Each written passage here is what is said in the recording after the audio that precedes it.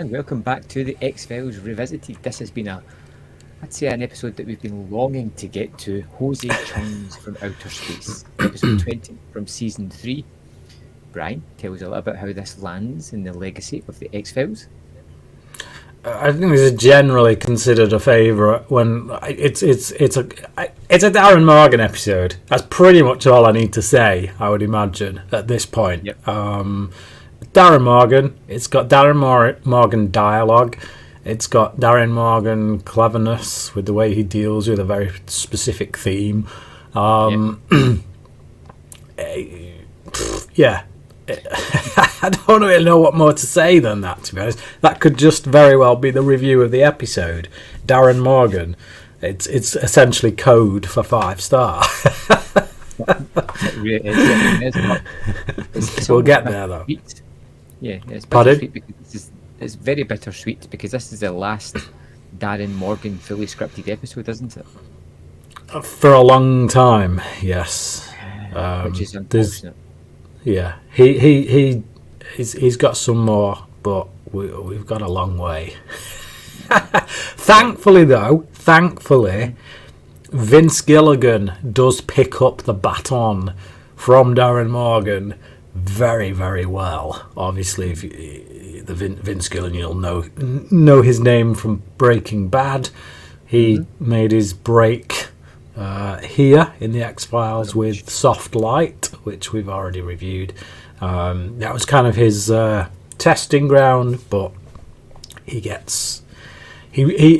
takes off as a writer, kind of fills the void that is left by Darren Morgan for a good while. So yeah, good. Okay, so on to the where does this stand on the IMDb rating?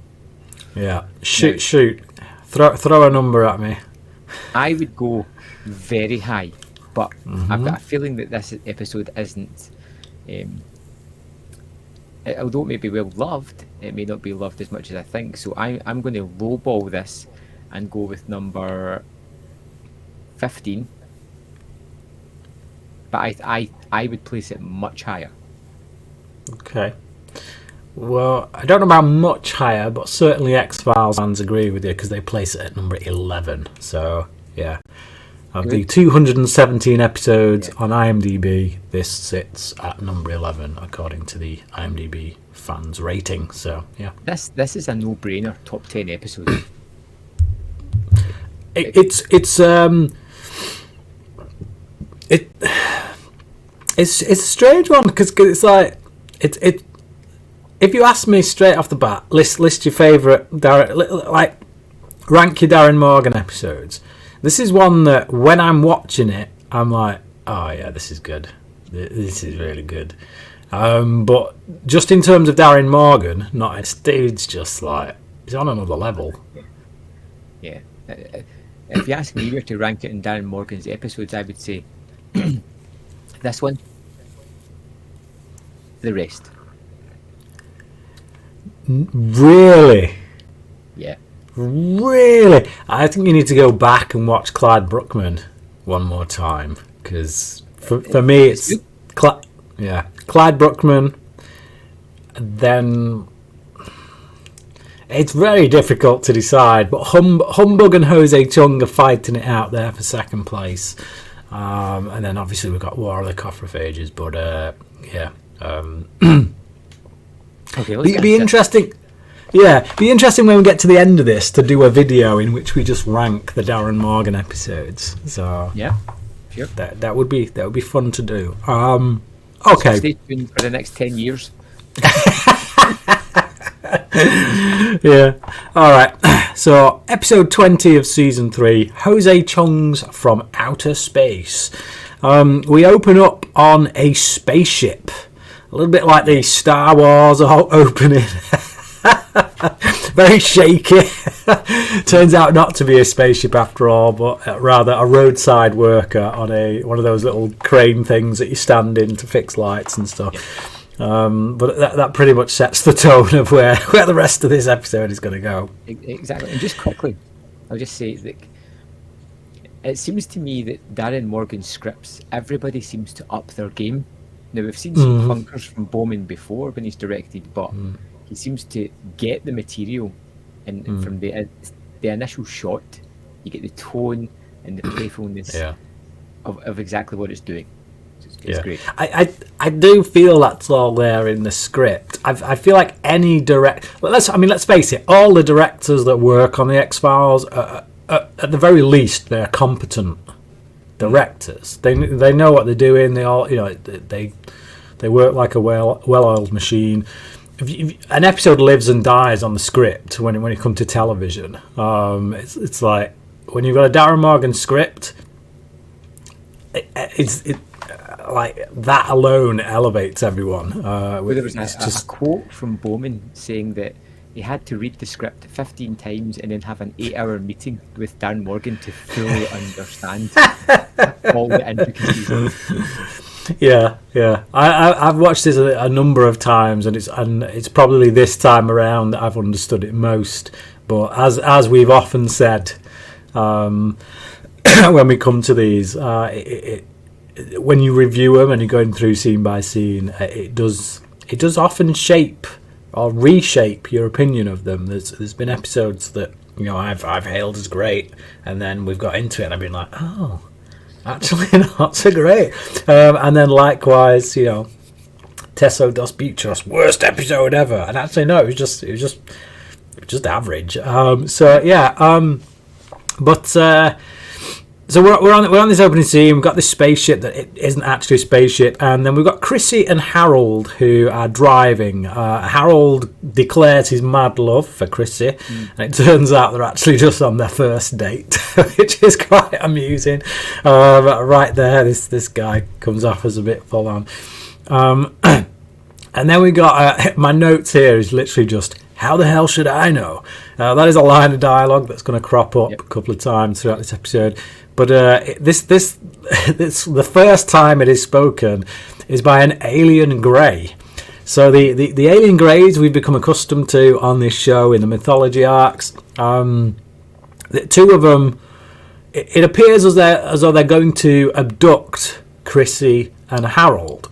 And just as they're in mid-abduction, this other bonkers-looking 50s B-movie style alien kind of rocks up in a red beam of light and speaks English.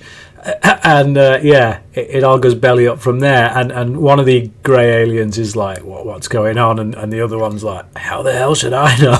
And then, we go to credits, opening credits. Certainly one of the most bonkers openings of any X-Files. I mean, I'm watching this and I'm like, this is the best 2 minutes of TV that I've ever seen in my entire life. Because it's so in keeping with the show, but it's parodying the show at the exact same time. The performances from Harold and Chrissy are just on point. Like his over devotion and her like kind of looking like happily, and then going like, it's only our first date. Yeah. And then just the absurd nature of these aliens just breaking into like English, but with kind of accents as well. It's got all the inflections you would expect, and then out of nowhere, Ray Harryhausen beast turns up, and you're like, I have no idea, but I am fully on board. Yeah, it's just it's nuts, absolutely nuts. I think if I didn't know what this show was and I turned this on, I would be a bit skeptical. I'd be like, what am I watching right now? But it's just, as you say, it is in keeping. Yeah, you got to imagine. But it's also on TV. Yeah. Came on. Yeah. And you see the sort of Star Wars Space Destroyer at the start, and then that doesn't happen. It's teasing you, and then it gives you the aliens, and you're like, wow, we're going to, what the heck? This. Yeah.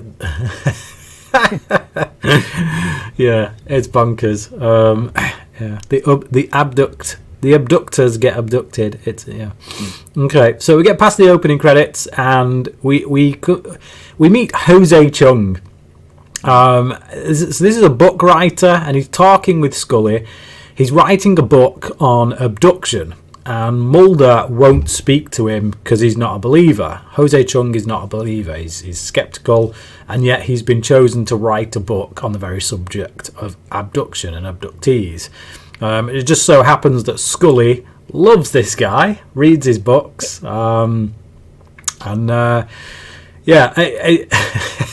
first impressions of this guy. As a character, amazing. Such a larger-than-life character. His dialogue is just so fun, and he feels like an almost eccentric. But as the episode progresses, he's an incredibly smart man, astute, and someone that can listen and pull out the information that he needs. But just straight off the bat, you're like, this guy's a bit odd, a bit quirky, but I like him. Yeah. You remember the first time you saw this episode, how you... I just thought this guy was weird and just like very, very childlike in many respects. Just because of how open he is, and very kind of the way he takes compliments off Scully like a with puppy dog eyes and stuff. Charles Nelson Riley, is it? I think he plays him, but he's very good, and. If you miss your Darren Morgan fix for the years that we're going to go by, check out the TV show Millennium, which does actually exist within the same world as the X-Files. They have a crossover episode at one point. To be perfectly honest, we should be reviewing Millennium, but Darren Morgan writes it. We will cracking. Darren Morgan writes an episode. I can't remember, he writes two, but certainly one episode of Millennium is written by Darren Morgan, and Jose Chung is in it. It takes a very similar approach in which Jose Chung is writing a book, and the main character, Frank Black, is called in to meet with this guy, and it's just like, from what I remember, it's the opposite of what Scully's reaction is. Because Frank Black's not the warmest of characters, it's got to be said. But Scully's all over this guy. She reads his book, big fan, and she's got the she's got that fangirl kind of reaction to him. But there's a little exchange between them I just find hilarious, which is when Jose Chung's explaining his reasons for taking on the book, despite being a skeptic, which is it gives him the opportunity to write the first in a new genre, which is the non-fiction science fiction, which is a bit of a mouthful, and then money. And it's just the way he delivers that line, the way he builds up to it, it's like, money. It's just like, yeah. At least he's truthful about his motives. But it's in this. Sorry, I was going to say that from that moment on, he doesn't feel like a duplicitous character. He feels like almost like a sponge that's just soaking up information and holding what he wants, what he deems fit. Yeah.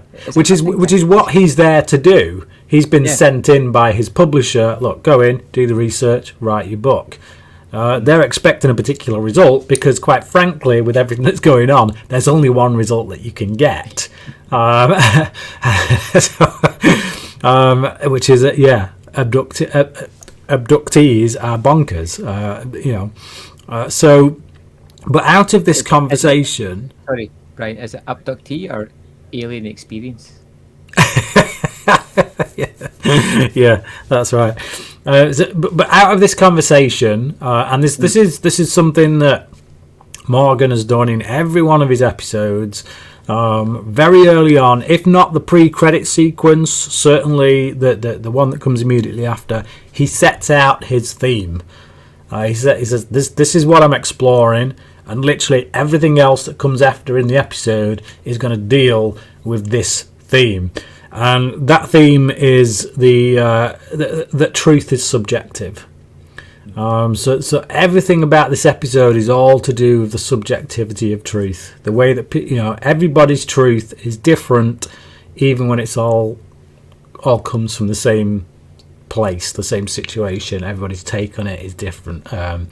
It's very interesting. So the fallibility of truth.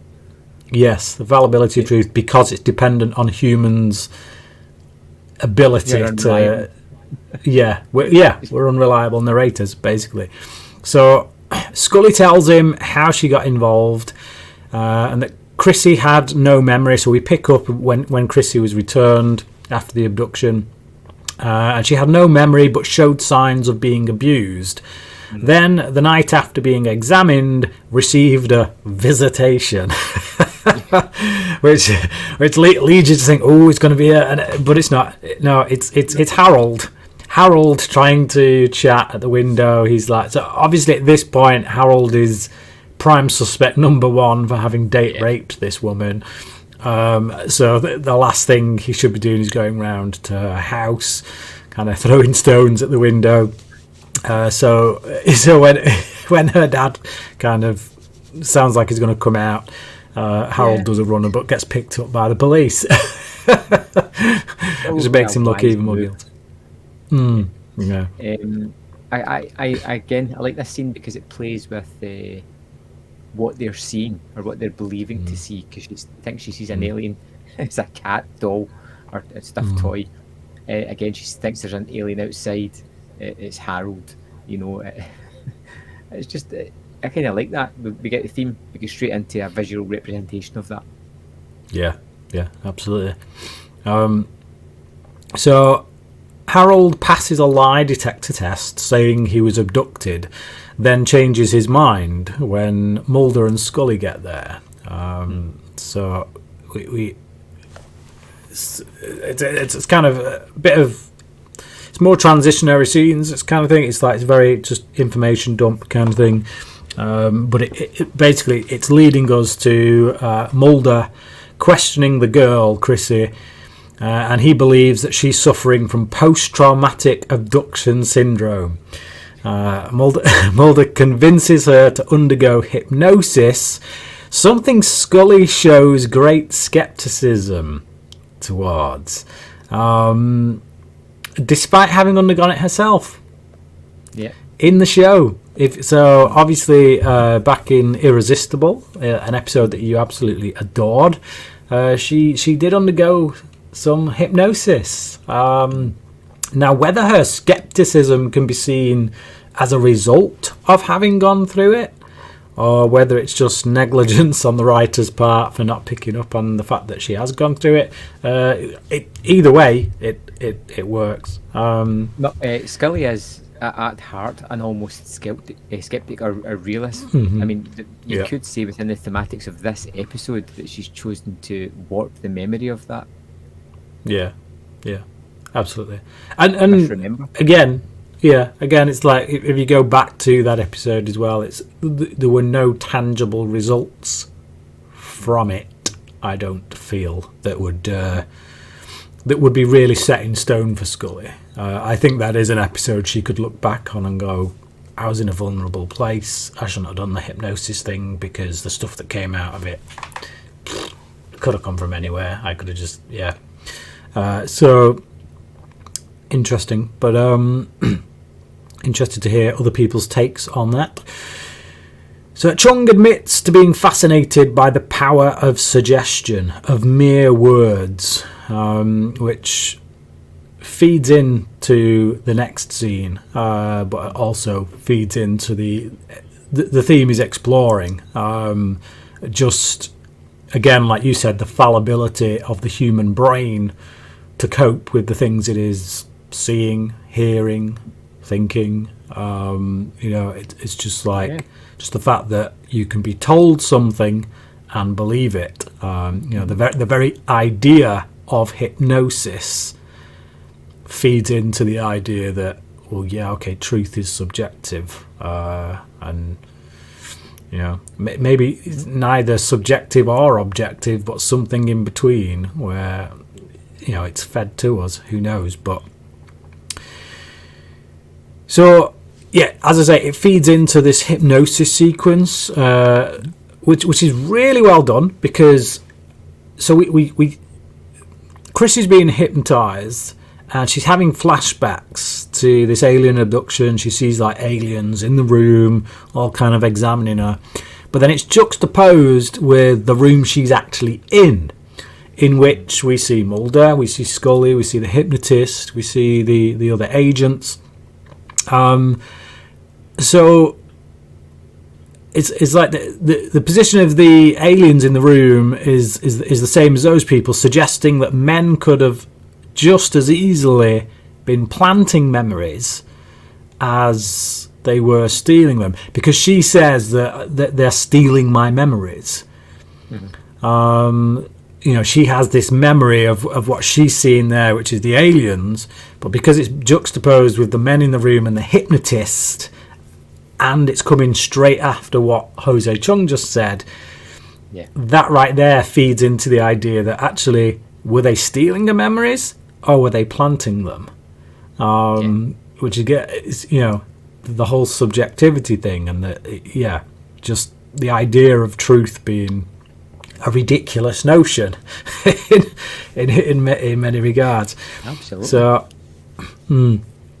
okay. So, Scully talks of stories of abduction being so prevalent in society that it would be easy for the mind to concoct a story that sounds familiar, because obviously Mulder's on the abduction train. Yes, this is an abductee. She's showing all the hallmarks. Everything she's saying is lining up, and it's like, yeah, I know, but Mulder, given the number of these stories that are out there on TV and this, that, and the other, it really wouldn't take much for someone to have a traumatic experience and then their brain to concoct that story that sounds just like the one they heard on TV. So she sounds reasonable, And as we've said before, Scully is always at her best, or the Mulder and Scully dynamic is always at its best when both parties sound pretty reasonable. I think for the most part in this episode, Mulder sounds less reasonable, but it suits the episode because it's one. Yeah, exactly. So okay, we get introduced to Detective Manners. Yes, we do. an apt name for a man who bleeps every other word in his sentence. Which is Harold's so fun. It's so fun, and your mind kind of fills in the blanks, and even if it doesn't make sense, you just it's such a good way of getting it across. And again, it's you can get away with it because this is Scully telling the story, and like we literally see her say, like, of course he didn't say bleep, he actually, and Jose Chung's like, yeah, I get it. So Harold speaks to Mulder about the smoking alien in the cell. So he's talking about his experience where they're in this cell on an alien ship, supposedly, which is just ridiculous because it just looks like prison bars. It really is.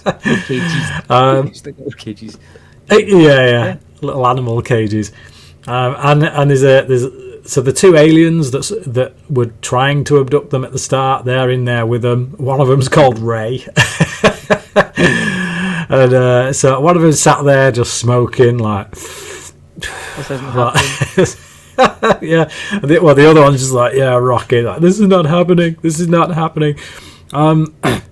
There's so many things in this episode that, like, this feels like an episode that you watch it, you have fun, and then you put it to one side, and then we get back to the serious stuff as the series progresses.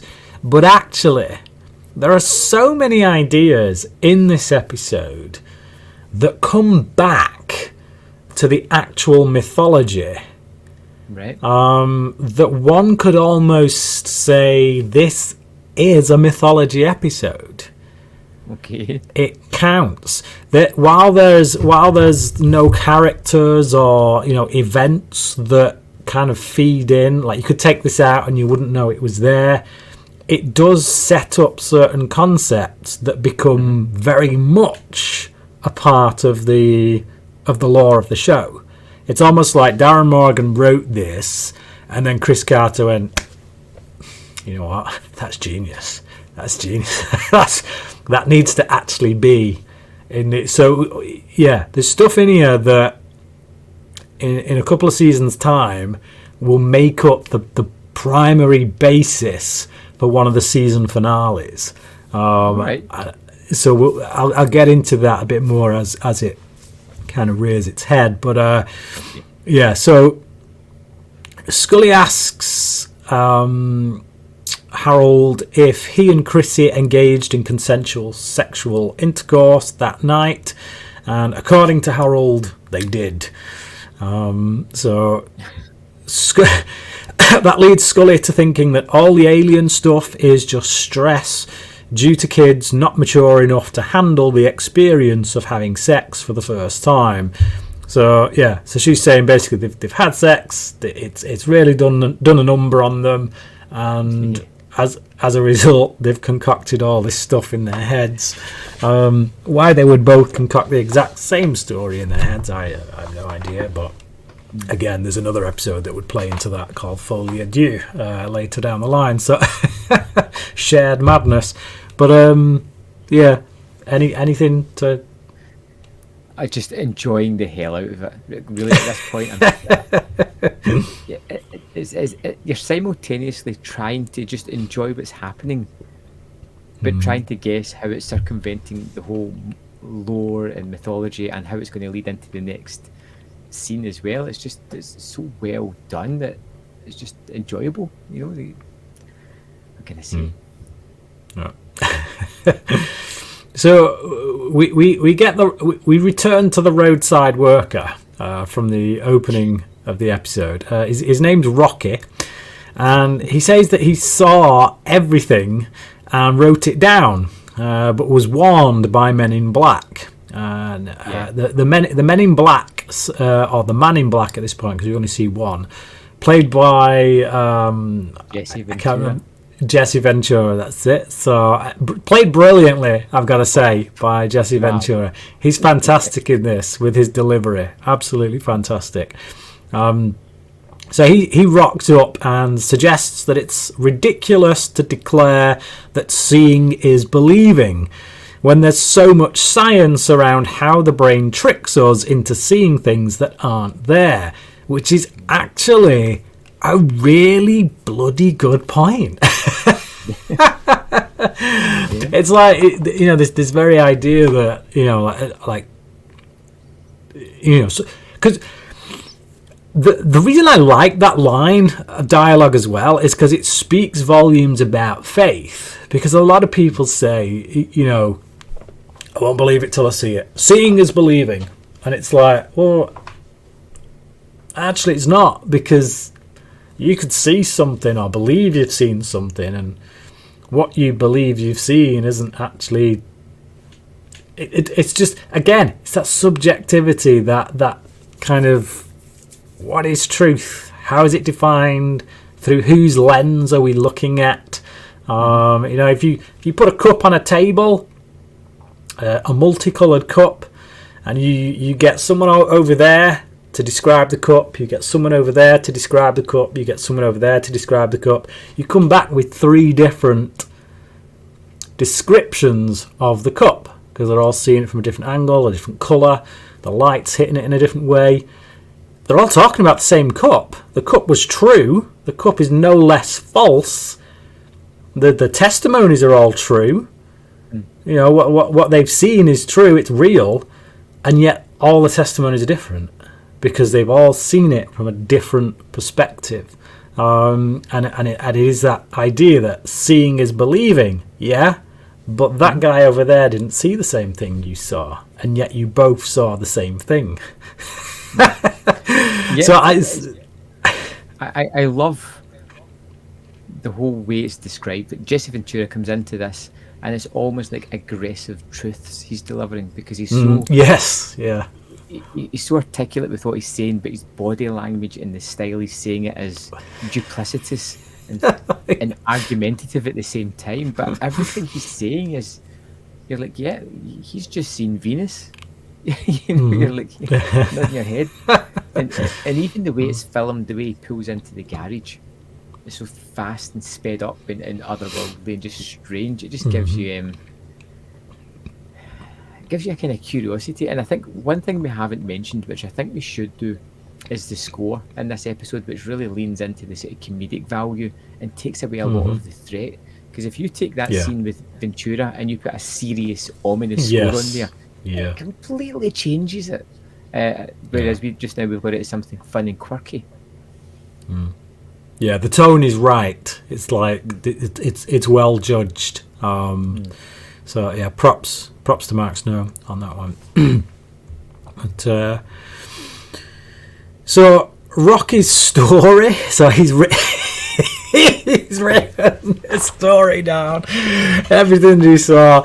My description of it basically is that Rocky's story reads like an L. Ron Hubbard novel written by a child. He is chosen by the second alien that we saw to go to the domain of Lord Kimboat. And later on, when we get the reference to the lava people, I'm just like, that's like Scientology stuff. I feel like that's a crack at Scientology before it even became a thing to make a crack at Scientology. Like this is years before Cruz was jumping on couches and stuff. This, accompanied with the city conclusion or epilogue of his story, definitely leads that way. 100%. Yeah, absolutely, big time. Okay, so Chung says that Mulder surely can't believe it, and we cut to Mulder and Scully, with Scully saying, "Mulder, you're nuts!"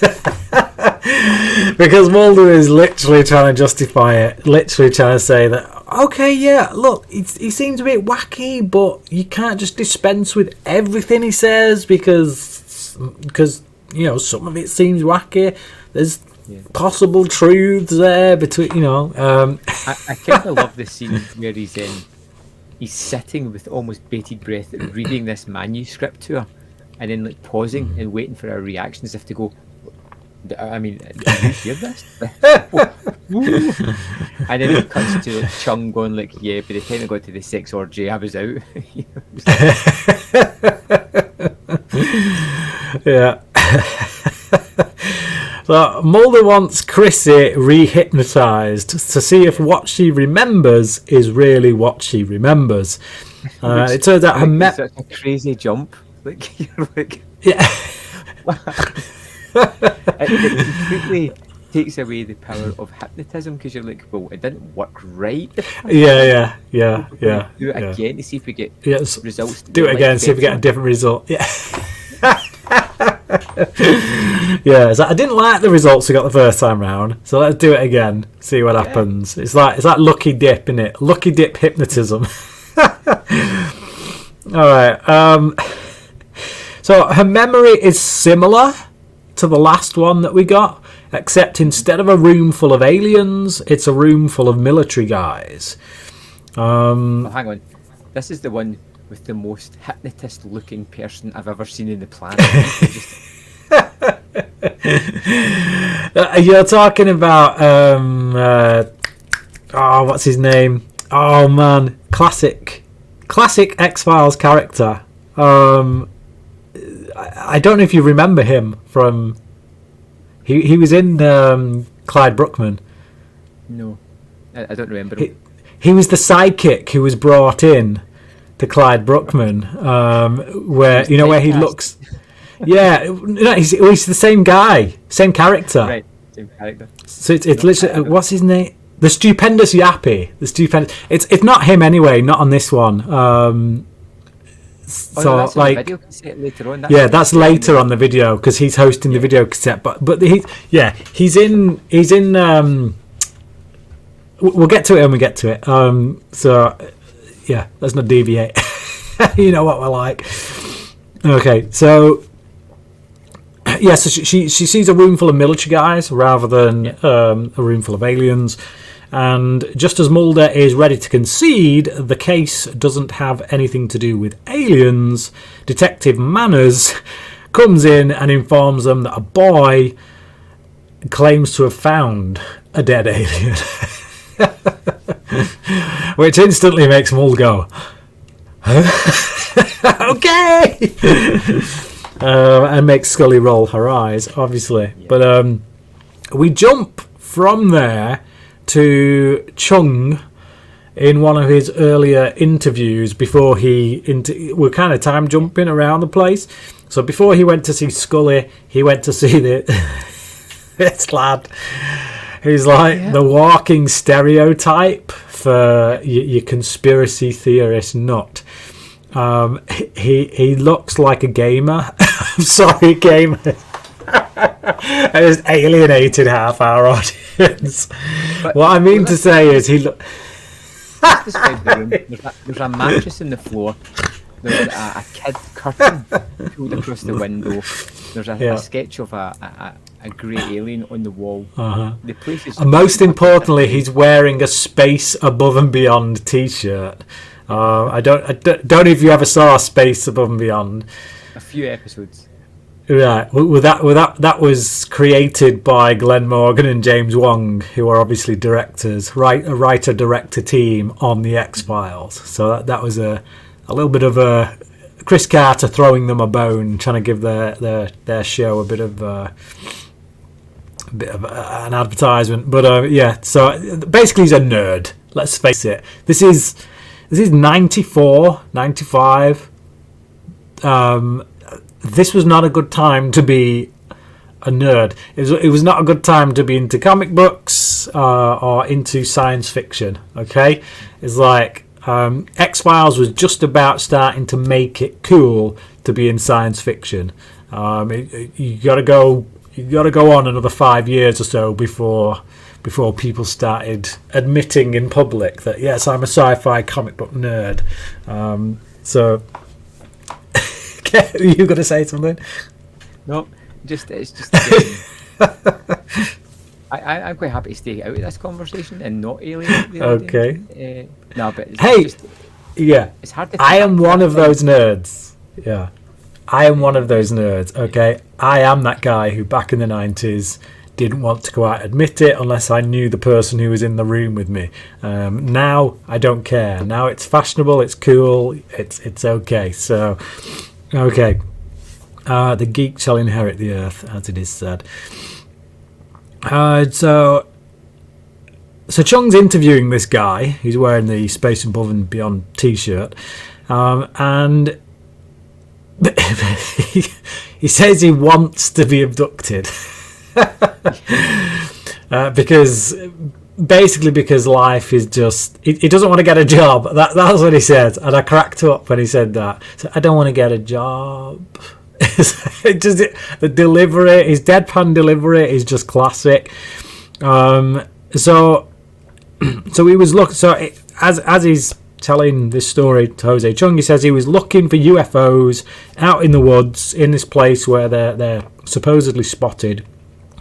And he stumbles on the very alien that Mulder and Scully have just been told some boy spotted. So Mulder and Scully rock up just as he trips over this alien. And because he's out there with his video camera, hoping to spot a UFO, he ends up kind of going along with them, taking his camera. And what we get, essentially, is a poking fun at the alien autopsy video that was very famously aired on the Fox network back in the 90s. Well, just before we get to that, there's a lovely scene where it's playing out, and then you get Scully threatening the guy. You know, like, you can't anybody. and it jumps back to Jose Chung recounting the story, and she's like, he said what? like a gasp, because now we've got these conflicting stories fighting off in the next few minutes, which is a nice idea, where you're getting both point of views within this one continuous tale that it's telling you of the autopsy. Sorry, I cut you off, Brian. No, it's okay. It's a good point to make, because it's like, again, when you're dealing with the notion of truth, it's like, did this guy literally just totally intentionally conflate the story in order to give himself some importance and make him, gain fame or whatever? Or, as can be the case, and I'm sure you've experienced this yourself, You meet someone for the first time, you get a particular idea about them, and then as you get to know them, that idea gets kind of squashed, and you realise, oh, I was projecting. They weren't like that at all, and it's just and it's Chinese whispers in it. It's just like he's told the story to Jose Chung. Jose Chung is now telling the story to Scully, and it's like, so even right there, what Jose Chung is telling her, he could have added certain details. He could have coloured it a little bit. So it's like it is that thing of truth told, Chinese whispers. So yeah. The autopsy. Yes, the autopsy. Okay, so so she says they let him view the autopsy, and that's when we get her showing this autopsy video to Jose Chung, which is presented by the rather fabulous Stupendous Yappy. So he's this psychic who refers to himself as the Stupendous Yappy. Now, as I say, go back, watch Clyde Bruckman's Final Repose, because this guy was a pretty big part in it. If you remember, when they go to... He was the first psychic that the police called in before Clyde Bruckman got involved. And if you remember, Mulder was in the room, and this guy kind of like does that and goes up to him and he's like, you're giving off negative energy because you don't believe, and he wants him out of the room. So he accuses Mulder of being the skeptic in the room, which kind of flatly shows that this guy's full of it and has got no clue what he's doing. So he makes a return here, and I do believe he pops up in one other episode as well. Right. Wow. Not after this, not one written by Darren Morgan, but a funny one nonetheless. So yeah, the Stupendous Yappy, what a guy. He's got some serious Roger Moore eyebrows stuff going on. But so I love Scully's embarrassment. She's showing this tape to Jose Chung, and she's just like, I'm so embarrassed. And you can feel it just pouring out of her. So it turns out the alien that Scully was doing the autopsy on was actually a military man, Robert Valet. So some military guys show up to take Valle's body, and Mulder tricks them into giving him the name of Valet's partner. He's like, oh, Valle's his partner's just here. He's like, what? That dude's here? He's like, so they're like just as surprised as anything. Yeah. And then he's like, oh, well, he was a few minutes ago. It's like, so he's got the name of this guy. Yes, he must still be able. That kind of line comes in. Yeah. But it shows the quick-wittedness of Mulder. He's very sharp. Is Mulder? He can be like, when he needs to get information. He has his ways and means. So the alien autopsy videographer, the space above and beyond guy, tells Chung that Men in Black took the video before Mulder came in and threatened him. So we get another little scene from them, and because it's what's his face, he has to do isn't he is he a wrestler, Jesse Ventura? Yeah. Ventura. So because obviously when he comes in and he knocks him out, he picks him up and does a on the knee kind of thing. But I love how they get the videotape out as well, Brian. It's like they just rip the top off it. Yeah. No respect for this guy's property whatsoever. No. Okay, so Mulder finds Lieutenant Jack Schaefer, who is the guy that he wormed the name of out of the other military guys. Finds Lieutenant Jack Schaefer walking naked in the road. He takes him to a diner, and Schaefer tells Mulder how they fake abductions, but that he was then abducted. Or was he? How can he be sure, given everything he's been party to? Then he's taken away by officers. And this is right here, this is the thing that I was talking about, where if you look at what this guy's saying, he's saying the government fake abductions in order to create abductees who spout off all these stories about their abductions, which they then therefore look crazy, and therefore any talk about alien abduction just becomes absurd. And that notion is literally, it's a season finale later down the line. Right. And it's just like, I don't remember those particular ideas being presented on the show until now.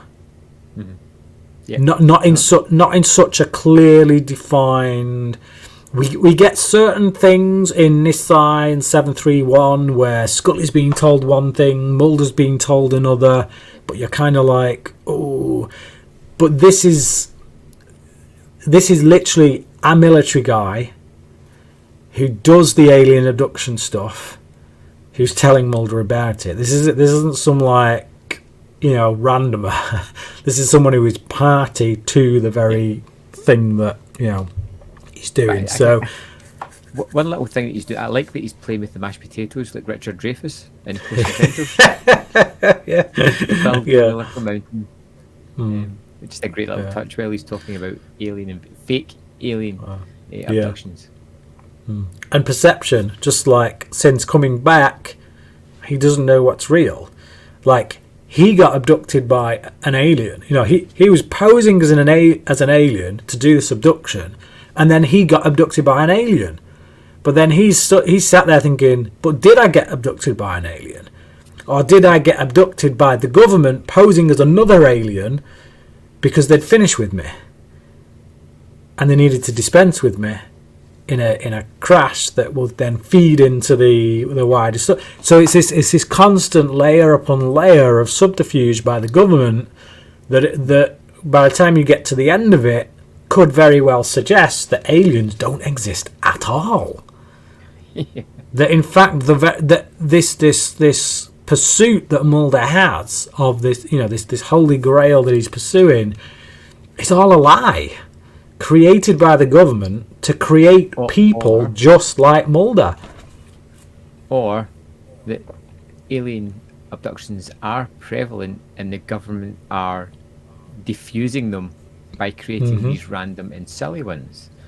Yeah.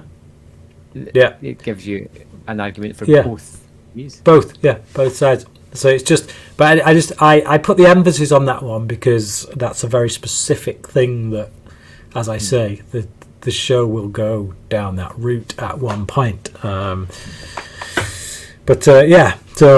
very interesting ideas being presented. It's got to be said. So where are we? Chung, I like that guy as well. By the way, the one who plays Schaefer. I really like his performance in that diner sequence. He does a really good job. Chung tells Scully he interviewed the owner of the diner, who said that Schaefer was never there, but that Mulder came in and asked a bunch of questions while ordering a shed load of pie, sweet potato pie. And there's a brilliant quote, which I posted on one of the X-Files Facebook groups last night as soon as I heard it, just because it was just like, been a long time since I'd seen this episode. I completely forgot about this quote, this question that Mulder asks, and it just proper threw me off.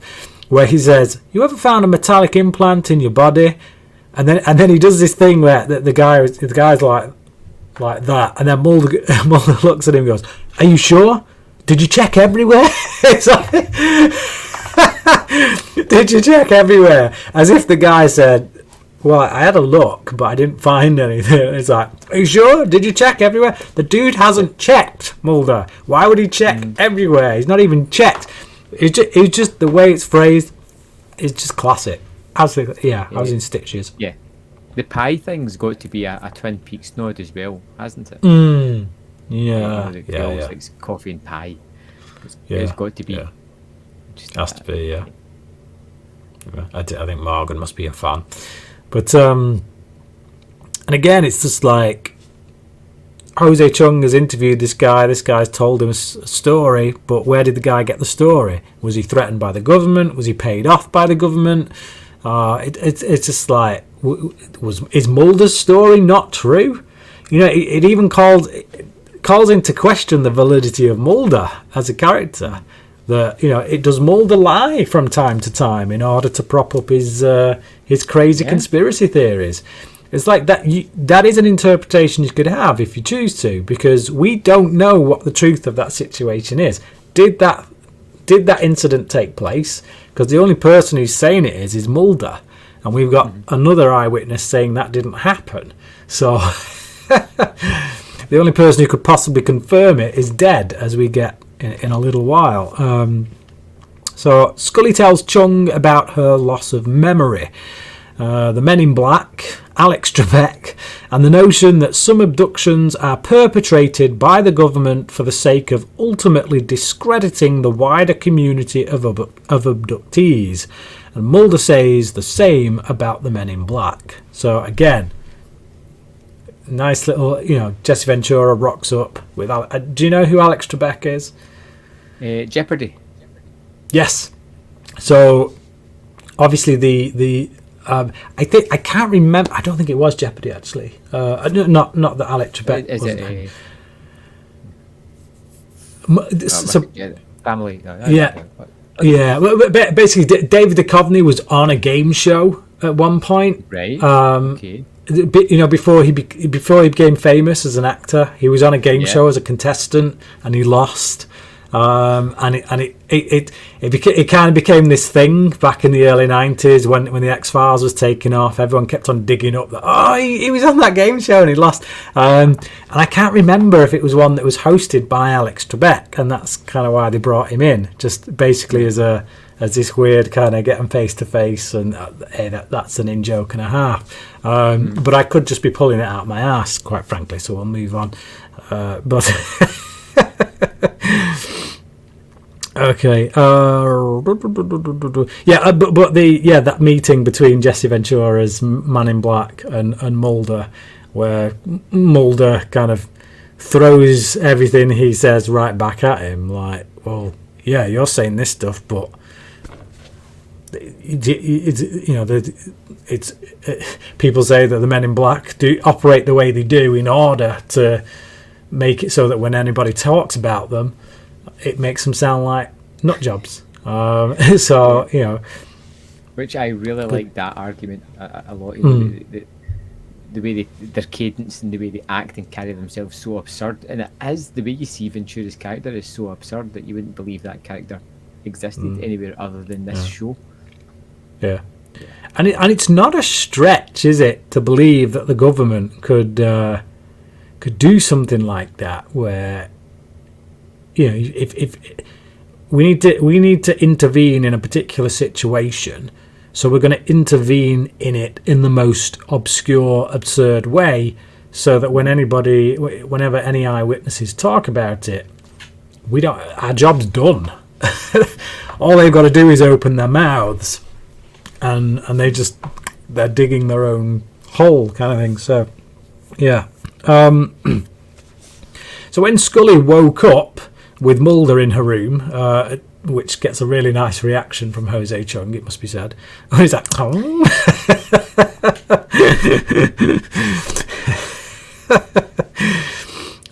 With no memory of the night before, Detective Manners calls to tell them they found their bleeping UFO, which turns out to be a downed military jet in which Schaefer was a casualty.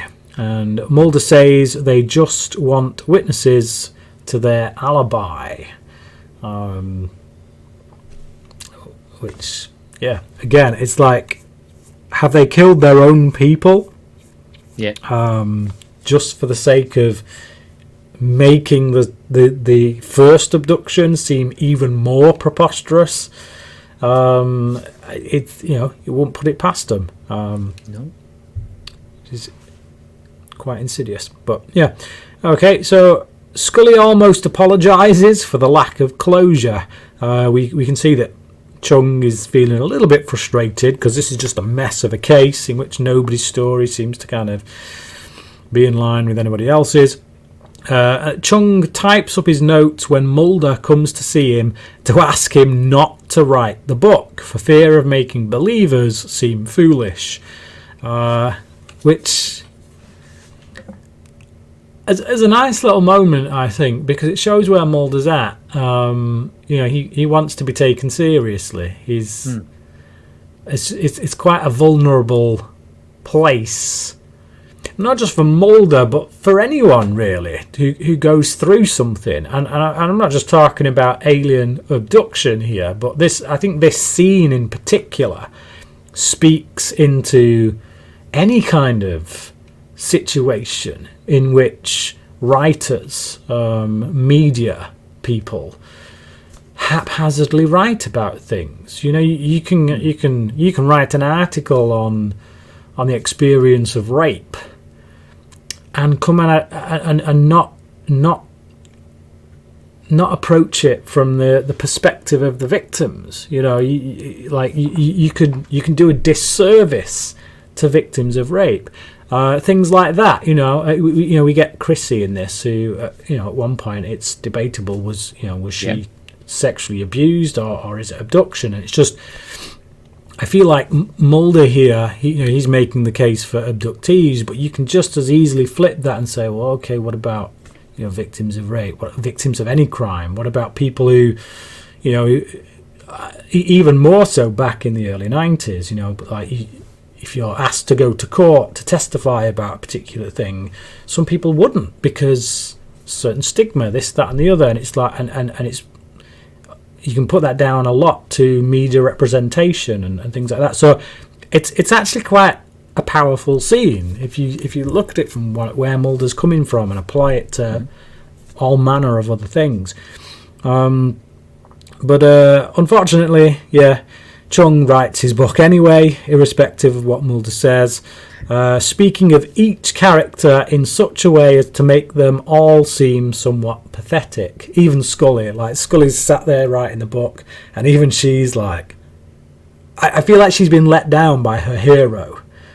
They say never meet your heroes, never meet your idols, and I feel like this is the moment she's reading the book, and she's like, this is how he sees me? This is what he got from me when we met. This is just like, come on, man.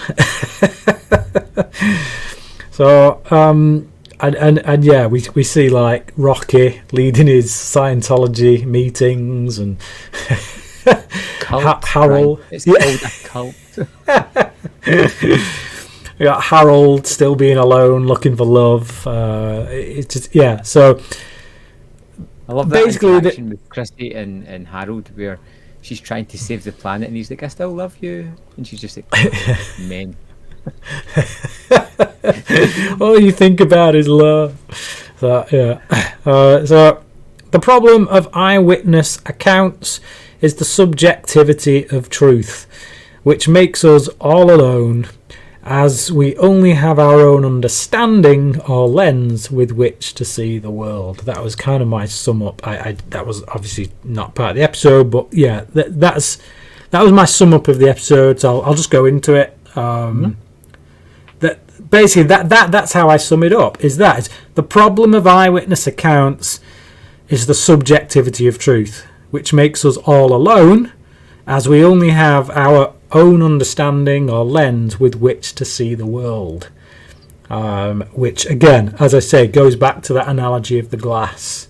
We're all seeing the same thing, but we're all seeing it differently, and that can actually be quite a lonely experience. That's we're all on this rock together and stuff, and we have love and we have connection and this, that, and the other. But that's the one thing we can never get around, is that any situation we're in, we can only ever see it from our own perspective, and that kind of isolates us from everyone else.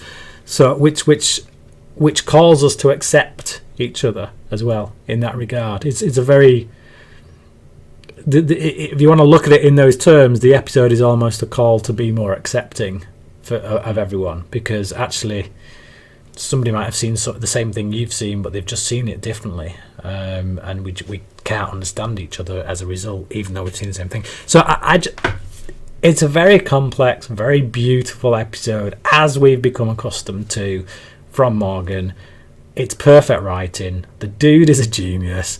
I've said it before, I'll say it again. I don't understand why this guy hasn't written more stuff. I don't understand why he hasn't been writing movie screenplays. Maybe he's tried and the studios just don't get it. I don't know. But this dude should be a household name as far as writers go. 5 out of 5 from me. Personally, I think the ethos of this episode is that we're all unwitting liars in our own twisted narratives, skewed by our own perspectives. We just make up the story that fits and best portrays our own selves. Truth be damned, it's wonderfully astute, it's hilarious, it is so layered that you'd really have to watch it several times to unpick everything from it. Yeah. This is not only my favourite Darren Morgan episode that he's done, I believe it's the best episode of the X-Files that I have seen thus far. Wow. Okay. And is entirely my kind of thing. 2.5 out of 5. Obviously it's a 5 out of 5. It's tremendous. Please do me a favour though, before we get to our top 5, bottom 5 video for the end of this season, which we're not that far off No, now. we are not. Please do me a favour before we do that video. Go and watch Clive Bruckman's go and watch Clive Bruckman's Final Repose again, because you couldn't even remember that the Stupendous Yappy was in there. So to just go and watch it again while Jose Chung is fresh in your mind. Go and watch that one before you make your decision, because I both 5-star episodes. I can understand anyone going either way, but for me personally, I veer more towards. I think if you know, if I've got a choice, I'm going to stick one on. I'm tend to going to lean to that one. So, but yeah, there we go. Tremendous. Okay, so from a 5-star episode, we're going to go on to episode 21, which is Avatar, and tell us a little bit about that. How is it regarded? I would say it's regarded reasonably well. It's one of the first episodes that sent a genuine shiver down my spine. Right. There's a particular moment in it, and if you've seen the film Don't Look Now by Nicholas Roeg, it's quite heavily influenced by that. And the moment that I'm speaking of kind of sends shivers down my spine in a very similar way to a particular moment in that film. It is Skinner centric, so it is a Skinner episode. I think people are fairly favourable to it. I think particularly fans of Skinner are very favourable to it. I certainly don't think it's a bad episode. I'm a bit hazy on it right now, but I think we'll enjoy it. I think it'll come out pretty decent. Don't quote me on that, but okay. Perhaps we'll see next week when we come back to talk about Avatar. As always, we'd love for you to review this podcast if you're listening to that, or on the YouTube channel. We'd love you to subscribe and like as well. And if you're only on one of those, jump on the other one. You can actually see us in our crazy way of trying to explain things visually. And if you haven't got us in your earbuds, then you should get us in there as well. Yeah. And if you really love what you're watching or listening to, share it. Share a link.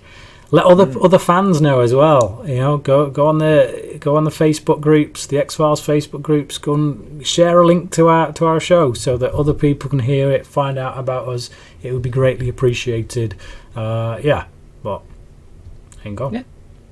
Thanks for listening, watching. We will see you next week for episode 21 of season 3. Goodbye.